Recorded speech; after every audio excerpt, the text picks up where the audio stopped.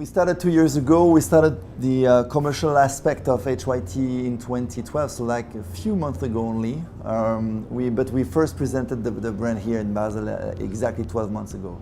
The concept, the vision of HYT is to combine or to mix liquids and mechanics. And we are the first and the only one to do this. And that's what we love about it. It's really to be totally unique. It's like a little bit like you bring the clepsydra of the Egyptians with the Swiss watchmaking of the 16th century. And we use the liquid to indicate the time, but we are powering the liquid system by a mechanical movement. And that's exactly what we do. This is, by the way, the watch that won the Grand Prix of Geneva, the best innovation of 2012. And that was, we were very pleased, of course, to have this award, because that's also the proof that, what we're doing is somehow something quite unique in the industry. So the watch is here, and you have two tanks, or two bellows in English we say, or you can use the word maybe pistons, okay, to the analogy of the car industry. Two pistons with two liquids. One liquid is the green, is water, and the other one is an oil. And the principle of oil and water, because of the density, they never mix. So they separate. And we use this principle of separation of liquids to in fact indicate or display the time. So you have if you see the green liquid, this is the green part here, which indicates is it 7 o'clock, 8 o'clock, 9 o'clock, and here's it's 10 o'clock here, okay? And then you continue until you reach the other 6 o'clock. It's 12 hours daytime and 12 hours nighttime. And after you reach these points, the system is retrograde. So the liquid will move back and start again for another cycle. If I just accelerate the movement and I just open the crown, and if I go back forward, you will see that activates the liquid. So the liquid moves, okay?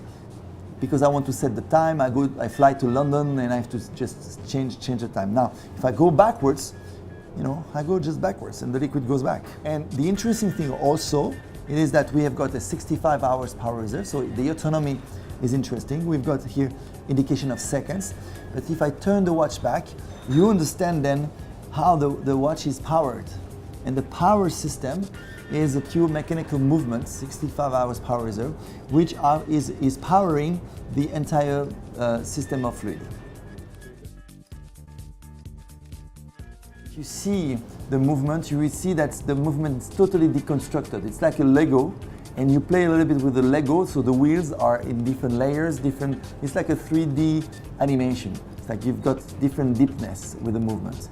We wanted to do this, so to allow this, we have put the two pistons in the V shape. This is, that's the H1 on your left, and on your right, you have got the H2 with the V-shaped position.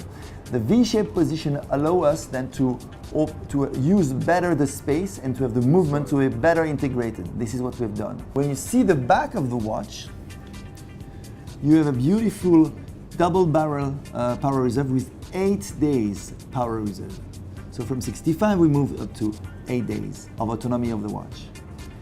And the watch is very light because it's made of titanium with a black DLC treatment, so it's black, very, very light, and it's a limited series of 50 pieces.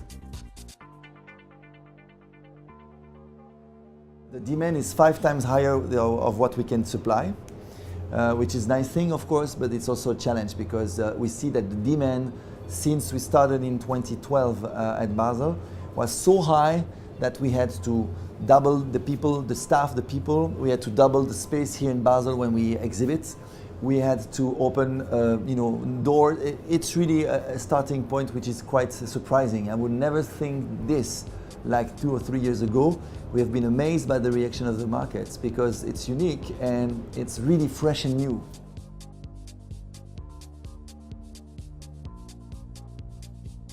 The truth is 450 units sold already, 450, and around 100 units produced. So the demand is like this, and what we can produce is here. In theory, the capacity for us was 450 units, and the reality is a bit less. And it takes time to adapt a small structure and to really handle properly all the quality controls. So now we are in good shape to speed up and wrap up the production to be on tracks for this summer. So we have decided already like 10 months ago that we couldn't open every market. So we said we are not going to open the Middle East market, not so far.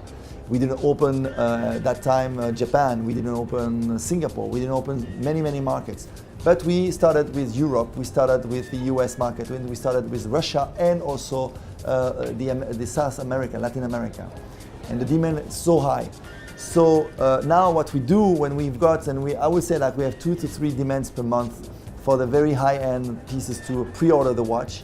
And what we do, we just redirect the people so far in Europe in the best shops like in Harrods or in Paris at Chronopassion, so we just redirect the people. But we have, of course, we have the intention to go into the Middle East, and it's just a question of timing. We hope that we can open the market by September, October this year.